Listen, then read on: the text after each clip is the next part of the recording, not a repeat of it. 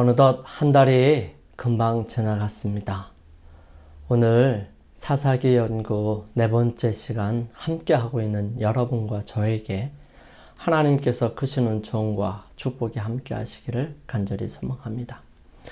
오늘은 사사기 19장 1절에서 3절에 있는 말씀을 기점으로 사사기 네 번째 시간 거룩함을 잃어버린 레위인 함께 살펴보기를 원합니다. 우리 하나님의 말씀 사사기 19장 1절에서 3절에 있는 말씀입니다. 함께 보시겠습니다. 이스라엘에 왕이 없을 그때에 에브라임 산지 구석에 우거하는 어떤 레위 사람이 유다 베들레헴에서 첩을 취하였더니 그 첩이 행음하고 남편을 떠나 유다 베들레헴 그 아비의 집에 들어가서 거기서 넉 달의 시간을 보내매 그 남편이 그 여자에게 다정히 말하고 그를 데려오고자 하여 하인 하나와 나귀 두 피를 데리고 그에게로 가매 여자가 그를 인도하여 아비의 집에 들어가니 그 여자의 아비가 그를 보고 환영하니라. 사람이 본분을 잊어버리면 어떻게 될까요? 우리는 관심을 어디에 두느냐에 따라 눈에 보이는 것과 인식하는 정도가 달라집니다. 그러므로 우리는 눈을 어디에 두느냐보다 더 중요하게 생각해야 할 부분은 우리의 마음이 어디에 있느냐인 것입니다. 우리의 생각과 마음이 어디에 있느냐에 따라 우리의 생각과 행동의 방향은 전혀 다른 방향, 전혀 다른 사상을 가질 수 있기 때문이죠. 우리는 이번 한 달 동안을 통해서 사사기의 어렵고 특이한 상황들과 이야기들을 함께 살펴보았습니다. 어떻게 하나님의 백성들 안에서 이러한 일들이 이루어졌고 행하게 되었을까 생각하면서 하나님께서 이러한 기록을 남기신 이유가 어디에 있을까 함께 살펴보고 있습니다. 오늘은 그 네 번째 시간 사사기의 마지막 부분인 19장부터 21장까지의 내용을 함께 살펴보기를 원합니다. 사사기 19장에서 21장은 크게 세 부분으로 나눌 수 있습니다. 하나는 레위인이 첩을 찾아 데려오기 위해 떠난 여행과 돌아오는 길에 만난 사건, 그리고 그 다음은 그 죽은 첩을 전국으로 보내서 온 이스라엘을 동요케 하고 싸움을 한 사건, 마지막으로 싸운 후 거의 끝나게 될 한 지파를 살리기 위해 벌인 사건들로 종합해 볼 수 있습니다. 그 내용을 살펴보면 다음과 같습니다. 레위인이 베들레헴에서 첩을 하나 얻었습니다. 그런데 그 첩이 바람이 났어요. 성경의 원어를 보면 남편을 반대해서 남편에게 화가 나서 남편으로부터 돌아서기 위해 일부러 저지른 일이라고 볼 수 있습니다. 그리고 남편을 떠났어요. 그래서 친정으로 갔습니다. 그를 데려오기 위해 첩의 집으로 찾아갑니다. 찾아온 레위인을 반갑게 맞아들인 이 첩의 아버지는 며칠을 유숙할 수 있도록 강권하게 됩니다. 그런데 계속해서 강권하는 첩의 아비의 강권을 뿌리치고 해질녘에서 돌아가기 위해 출발합니다. 이방 민족들이 살고 있던 여부수족 예루살렘에 들어가기를 거절하고 저녁 때쯤 이스라엘 베냐민 족속이 살고 있던 기브아에 유숙하기 위해 첩과 함께 들어가지요. 그곳에서 외지인을 받아들이지 않는 모습들을 통해 마음이 상했다가 거기에 에브라임 산지에 한 노인이 살고 있었는데 그가 그들을 맞아들입니다. 하지만 그날 저녁에 불량배들이 이 사람들을 찾아오지요. 이때에 살기 위해 레위인은 자기 첩을 끌어내 그들에게 줍니다. 첩은 아침에 죽은 채로 집 앞에 있었고요. 레위인은 그 시신을 12조각으로 나누어 각 지역에 보냅니다. 그 나누어진 시신을 본 이스라엘 백성들은 놀라고 다 모여서 그 전모를 듣고서 베냐민 족속에게 그 불량배들을 내놓으라고 하지만 내놓지 않죠. 싸움을 시작한 그들은 두 번은 베냐민 족속이 이기고 세 번째 성을 불태우고 도망간 사람들 중 림몬 바위 곁에 거하는 600명 외에 거의 다 죽게 됩니다. 이스라엘 여러 족속들은 그들 중에 한 족속이 없어지게 된 것을 나중에야 깨닫게 되죠. 그들에게 평화를 선포하고 그들에게 아내를 얻게 하여 주기 위해 그곳 베냐민 족속과 함께 싸울 때에 나타나지 않았던 길앗 야베스 사람들을 쳐서 거기에서 400명의 처녀 외에 다 죽이고 400명을 데리고 옵니다. 그리고 그 여인들을 이 베냐민 남은 족속들에게 주고 나머지 200명은 실로에 춤추는 여인들을 잡아가라고 말하죠. 베냐민 족속 중에 아직 아내가 없는 사람들은 그렇게 아내를 얻고 성을 건축하고 다시 살아갑니다. 이야기는 여기서 끝이 납니다. 우리는 이 사건을 통해서 좀 더 구체적인 부분들을 함께 살펴보기를 원하고 또 이 사건들을 통해서 하나님께서 우리에게 가르쳐 주시는 교훈이 무엇인지 함께 살펴보기를 원합니다. 먼저 레위인들은 어떤 삶을 살아가야 할까요? 이 레위는 야곱의 세 번째 아들입니다. 그가 그의 형 시므온과 함께 세겜 사람들에게 할례를 받으면 언약해서 그들이 겁탈한 노이 동생을 주겠다고 해놓고 할례를 받고 고통스러워하는 그때에 그들을 칼로 무자비하게 도륙합니다. 이것을 통해서 야곱은 레위는 온 이스라엘에서 흩어지라 예언하게 됩니다. 이러한 레위 족속은 광야를 지날 때에 다른 족속과는 다르게 우상 숭배에 참여하지 아니합니다. 지조 있는 레위 족속에게 하나님께서 기업이 되시겠다 하시며 6개의 도피성과 각 지파에서 나누어진 성읍 총 48성읍을 얻게 되는데 그 성읍이 전국 각지로 흩어져 있었던 것입니다. 그리고 하나님께서는 이 레위인들에게 어떻게 살아야 하는지 자세하게 설명하죠. 첫 번째, 레위인의 삶입니다. 레위인은 성소 중심의 삶을 살아가야 합니다. 레위인은 증거의 장막 사방에 진을 쳐서 이스라엘 자손의 회중에게 진노가 임하지 않게 할 것이라 레위인은 증거의 성막에 대한 책임을 지킬지니라 하셨습니다.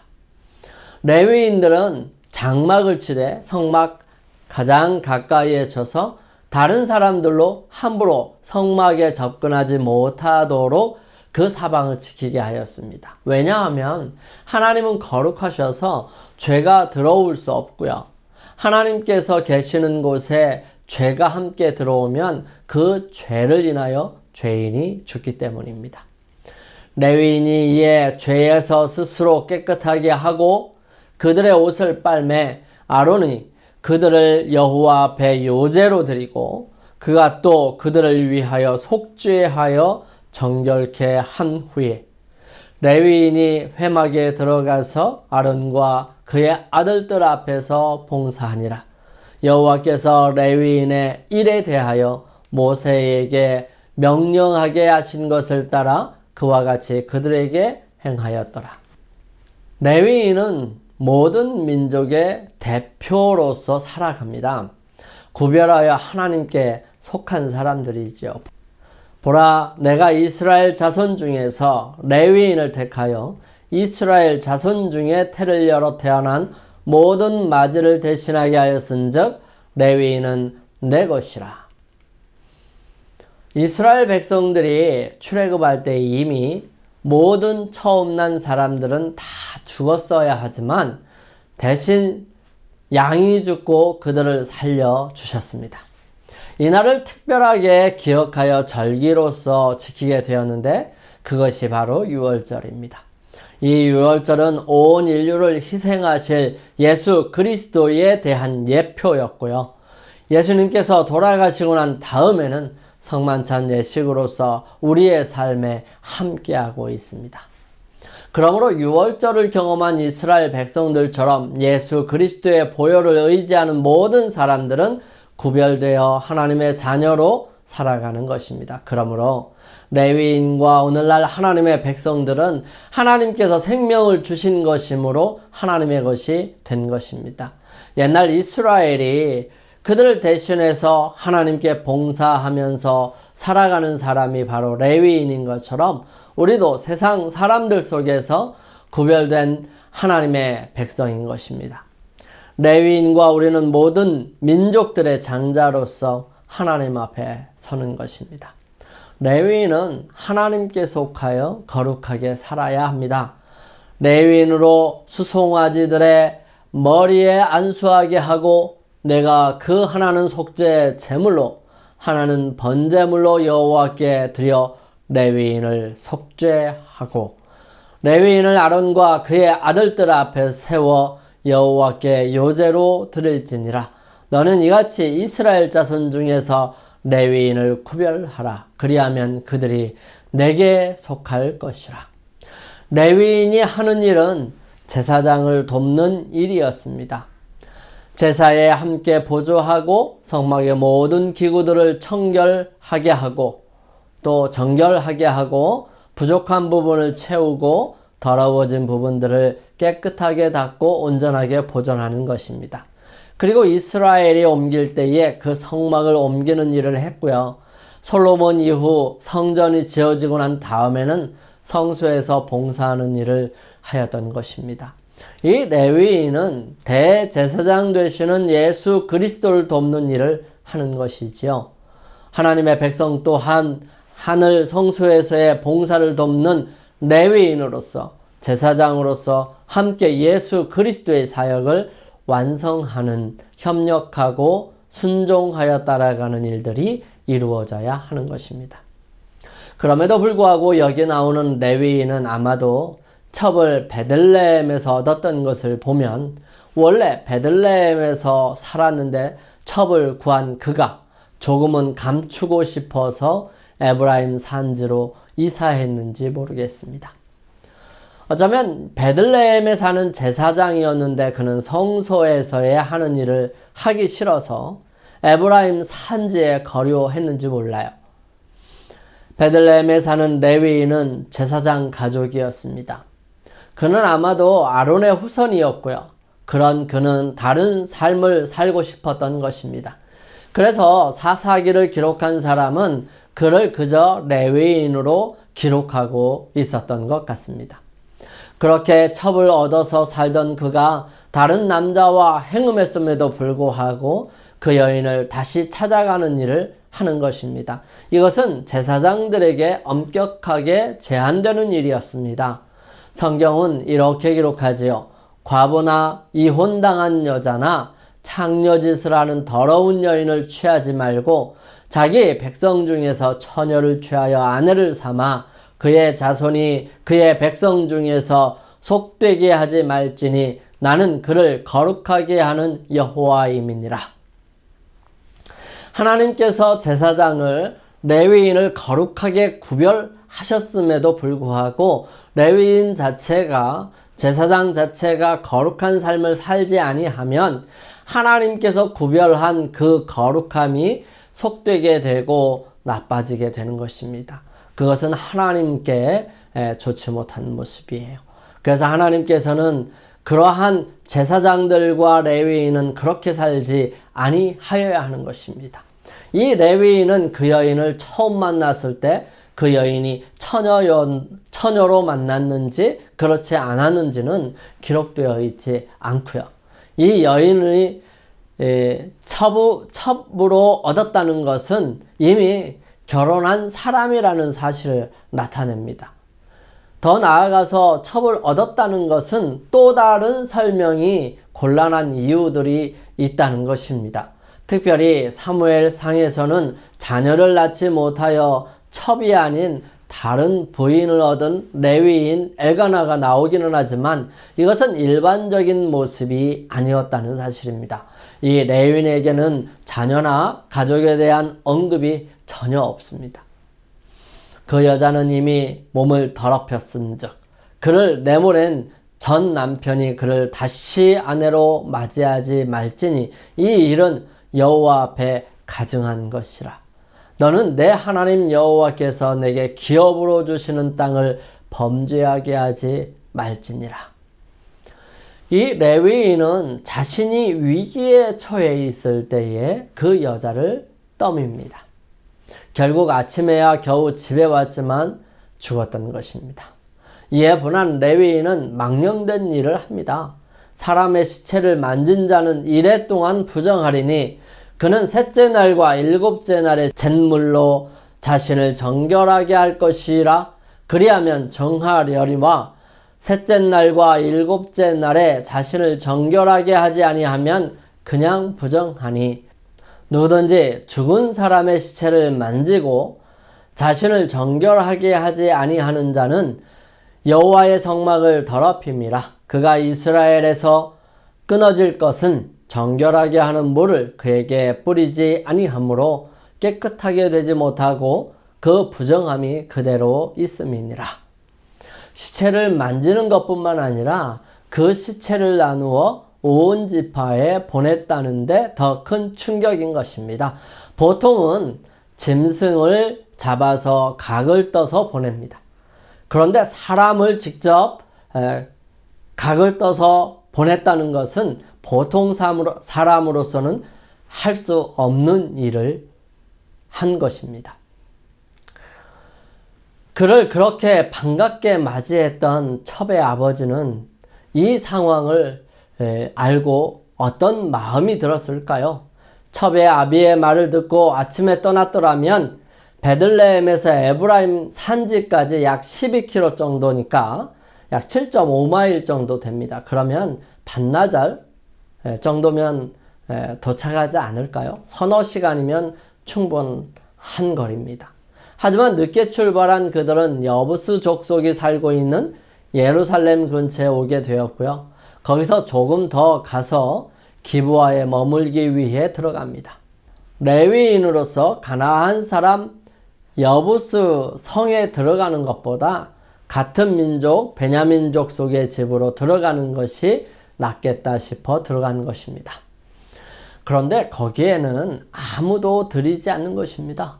거기에 에브라임 산지 한 노인을 만나고 그 노인이 그를 데리고 들어가서 저녁을 맛있게 먹었어요. 그리고 난 다음 불량배들이 와서 이 레위인을 내놓으라고 집을 에워쌉니다.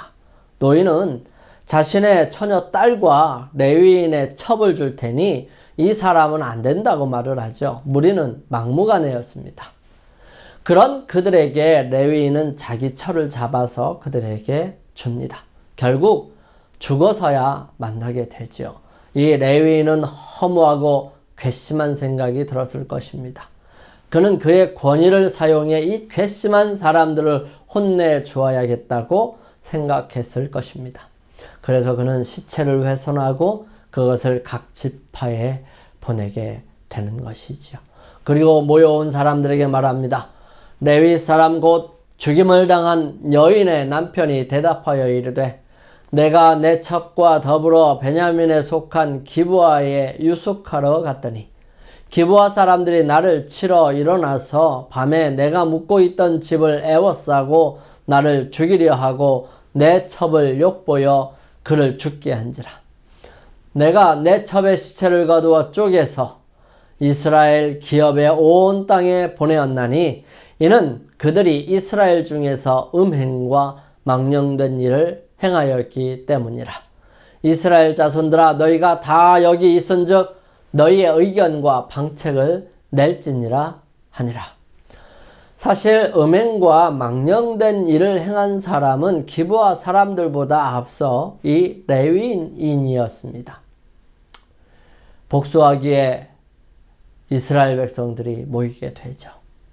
많은 사람들은 사람의 몸이 12덩이로 나누어 보내진 것에 대한 충격으로 제정신이 아닌 것입니다. 사람들은 모여서 이 일을 반드시 해결해야 되겠다고 결심하죠. 26,000대 40만. 이것은 아무리 싸움을 잘한다 해도 승산이 없는 싸움입니다. 15배나 많은 사람들을 상대하기란 무리입니다. 그런데도 베냐민 족속들은 겁없이 나섭니다. 무모한 일이지요. 싸움은 이스라엘이 1차, 2차 패배하게 되고요. 3차 때 이제 이겨서 베냐민 족속의 사람 600명 외에 모든 사람들이 죽게 됩니다. 이 600명은 림몬바이에 숨어서 넉 달을 지내게 되는데요. 이때 이스라엘 사람들은 베냐민에 대해 이렇게 했습니다. 이스라엘 사람이 베냐민 자손에게 돌아와서 온 성읍과 가축과 만나는 자를 다 칼로 치고 닥치는 성읍은 모두 다 불살랐더라. 아마 이방 민족들에게도 이렇게까지는 안 했을 것입니다. 그러나 형제들에 대한 울분과 또 마음 상함이 아마 이러한 일들을 만들지 않았을까라는 생각이 들어집니다. 그들은 그렇게 지내다가 상황을 다시 한번 생각해 보죠. 백성이 베델에 이르러 거기서 저녁까지 하나님 앞에 앉아서 큰 소리로 울며 이르되 이스라엘 하나님 여호와여 어찌하여 이스라엘에 이런 일이 생겨서 오늘 이스라엘 지파 중에 한 지파가 없어지게 하시나이까 하더니 사실 이렇게 만든 사람들은 이스라엘 백성들이지 하나님이 아니셨어요. 이스라엘 백성들은 모여서 그 일들을 자행한 베냐민 족속들을 치겠다고 한 것도 하나님께서 그들에게 주신 생각이 아니었어요. 하지만 그들이 모든 일들을 다 이루어 놓고 하나님께 떠넘기는 것입니다. 이스라엘 백성들은 성급하게 자신들의 딸을 베냐민 지파 사람들에게 안 주겠다고 맹세해 버리죠. 그리고 나서 하나님께 원망하는 모습입니다. 참 안타깝지요. 모든 일을 자기 뜻대로 해놓고 모두 하나님 탓으로 돌리는 어리석음이 있는 것이죠. 모든 것이 자기 뜻대로인 것입니다. 아무리 잘 계산된 일이고 오랫동안 생각했더라도 그것이 하나님께로부터 온 것이 아니라면 그것은 안전하지 않고 온전하지도 않습니다. 여기 이스라엘 백성들이 모여서 하나님께 물었다고 말합니다. 첫 번째, 모든 것을 결정해 놓고서 누가 먼저 칠 것인지를 정할 때 누가 먼저 가겠다고 나서지 않는 것이지요. 형제를 치는 것이 쉽지 않은 일이기 때문입니다. 그래서 그들은 미스바에 모였음에도 불구하고 베델로 가서 거기서 하나님께 묻습니다. 이스라엘 자손이 일어나 베델에 올라가서 하나님께 여쭈어 이르되 우리 중에 누가 먼저 올라가서 베냐민 족속과 싸우리이까 하니 여호와께서 말씀하시되 유다가 먼저 갈지니라 하시니라. 유다가 먼저 하고 순서를 정하고 그들은 싸움을 했지만 2만 명이나 죽습니다. 이스라엘 자손이 올라가 여호와 앞에서 저물도록 울며 여호와께 여쭈어 이르되 내가 다시 나아가서 내 형제 베냐민 자손과 싸우리이까 하니 여호와께서 말씀하시되 올라가서 치라 하시니라. 다시 전열을 가다듬고 나가서 싸웠지만 18,000명이나 죽습니다. 그들은 그날 저물도록 이제는 금식까지 하면서 울면서 번제와 화목제를 드립니다. 그들이 베델에 올라간 이유를 이렇게 적고 있습니다. 이스라엘 자손이 여호와께 물으니라. 그때에는 하나님의 언약궤가 거기 있고 아론의 손자인 엘르아살의 아들 비느하스가 그 앞에 모시고 섰더라. 이스라엘 자손들이 여쭈기를 우리가 다시 나아가 내 형제 베냐민 자손과 싸우리까 말리까 하니 여호와께서 이르시되 올라가라. 내일은 내가 그들을 내 손에 넘겨주리라 하시는지라. 결국 베냐민 족속은 거의 죽게 됩니다. 베냐민 족속을 살리기 위해 이스라엘 백성들이 무슨 일을 했을까요? 그들의 민족 중에 이 일에 함께하지 않은 사람들이 누가 있는지를 찾습니다. 또 이르되 이스라엘 지파 중 미스바에 올라와서 여호와께 이르지 아니한 자가 누구냐 하고 본즉 야베스 길르앗에서 한 사람도 진영에 이르러 총회에 참여하지 아니하였으니 백성을 계수할 때에 야베스 길르앗 주민이 하나도 거기 없음을 보았습니다. 왜 참여하지 않았을까요? 한 명도 참여하지 않았다는 것은 의도적인 것이라고 볼 수 있습니다. 아마도 길르앗 야베스와 베냐민 간에는 끈끈한 유대 관계가 있었던 것 같습니다. 그들은 한 성을 파괴하고 멸하기 위해 모이라는 통고에 응하지 않았던 것이지요. 이스라엘 백성들은 왜 그들이 참여하지 않았는지는 이유도 묻지 않고 그들이 맹세하고 결정했으니 하나님께 묻지도 않고 무조건 12,000명의 군사를 보내 그곳에 남자며 여자와 어린아이들을 모두 죽이라 합니다. 그리고 남자를 알지 못한 처녀만 살려서 데려왔는데 약 400명 정도였어요. 그리고는 평화를 베냐민 족속에게 공포하면서 길르앗에서 잡아온 처녀들을 줍니다. 왜 이런 무모한 짓을 할까요? 레위인은 다른 남자와 행음한 여자인데도 찾으러 갔으면서 왜 처녀만 살려두었을까요? 제대로 된 것이 거의 없습니다. 그리고 형제가 잘못했을 때 꼭 그렇게까지 해야 할까요? 예수님께서는 양 100마리의 비유를 말씀하시면서 100마리 중에 한 마리를 잃었을 때에 99마리를 우리에 두고 나머지 잃어버린 한 마리 양을 찾아 나가는 목자를 통해서 세상에서 단 한 명도 귀하지 않은 존재가 없다는 사실을 설명하고 있었습니다. 세상에서 살아가는 우리의 사명이 무엇인지 분명하게 설명하죠. 그러면서 이렇게 말씀하십니다. 내 형제가 죄를 범하거든 가서 너와 그 사람과만 상대하여 권고하라. 만일 들으면 내가 내 형제를 얻을 것이요 만일 듣지 않거든 한두 사람을 데리고 가서 두세 증인의 입으로 말마다 확증하게 하라. 만일 그들의 말도 듣지 않거든 교회의 말하고 교회의 말도 듣지 않거든 이방인과 세리와 같이 여기라. 레위인들은 그런 상황과 그런 현상이 있었음에 어떻게 대처해야 하였을까요? 아마도 총회에 말하고 거기에서 해결책을 가져가야 할까요? 무엇보다 이 레위인은 하나님의 거룩한 말씀과 방법대로 하는 것을 버립니다. 레위인은 거룩한 그의 삶의 방식을 버리지요. 그리고 세상적인 방법, 자기 자신만을 위한 방법, 자기의 분을 삭히는 방법을 선택한 것입니다.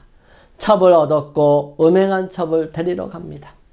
레위인은 살기 위해서 자기의 첩을 가차없이 내버리지요. 불량한 기브아 사람들에게 내어줍니다. 레위인은 분노에 이스라엘 온 백성을 선동합니다. 첩을 쪼개어 보내고 자신의 음행과 또 자신이 잘못한 사실들은 숨기고 그들의 악함만을 부각시켜서 말한 것이죠. 이뿐 아닙니다. 이스라엘 백성들이 모아서 레위인의 말만 듣고 형제치기를 맹세합니다. 한 사람의 무모함이 얼마나 잔인한 결과를 가져왔는지 성경은 우리에게 그 상황을 전해줍니다. 또한 불량한 사람들을 내어주지 않고 대적하기로 결정한 베냐민 족속이 어리석은 선택을 합니다. 아마도 베냐민 사람들은 이 기브아 사람들에게 많은 도움을 받았는지도 모르고 그보다 힘이 약하여 굴복하고 살았는지도 모릅니다. 그리고 전쟁을 하고 거의 없어지도록 칩니다. 형제인데도요. 이것은 하나님께서 진멸하라고 하신 싸움이 아니라 형제들끼리의 싸움입니다. 가나안 민족들에게 그런 마음을 품었더라면 그들의 주위에 속한 가나안 사람들이 없어졌을 것입니다. 그리고 그들이 다 그들의 종이 되었을 것입니다. 하지만 그들은 방향이 잘못된 것입니다. 거룩함을 레위인만 잃어버린 것이 아니라 이스라엘 백성들 모두가 잃어버린 것입니다.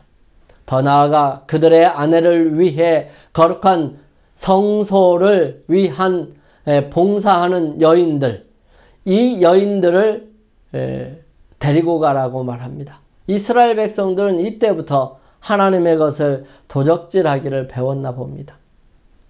소떼를 살려서 데려온 사울과 그의 백성이나 제사를 지내기 위해 줄기차게 드나들었던 이스라엘 사람들이나 말라기서에서 기록된 자기들을 위해서는 좋은 것을 하나님께는 그저 허접한 것을 바쳤던 것, 이런 여러 가지 모습들을 보면 이스라엘 백성들은 한결같이 하나님 앞에 목이 곧은 백성이었습니다.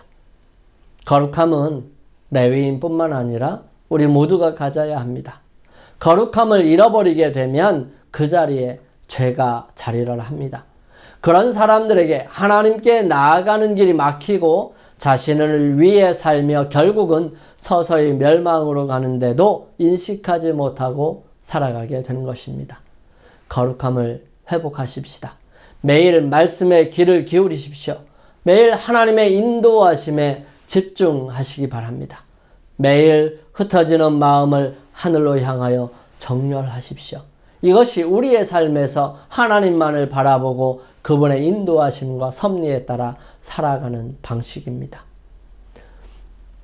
그때는 왕이 없고 이끌 사람이 없다 하지만 지금은 말씀이 있고 하나님의 분명한 뜻이 우리에게 주어졌습니다. 풍성하게 임하신 성령께서 함께하고 계시니 우리는 그때보다 지금 더 우리 주님께 나아갈 수 있습니다. 그러므로 살펴보고 주님의 뜻을 이행하는 우리가 되기를 간절히 소망합니다. 우리 함께 결심하시면서 기도드리겠습니다.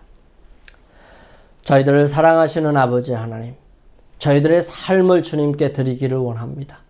저희들 거룩하게 구별하여 주님께로 향할 수 있도록 인도하시고 저희들의 마음 또한 하나님께로 향할 수 있도록 인도하여 주셔서 오직 주님께만 영광 돌리며 살아가는 저희들이 되게 도와주시옵소서.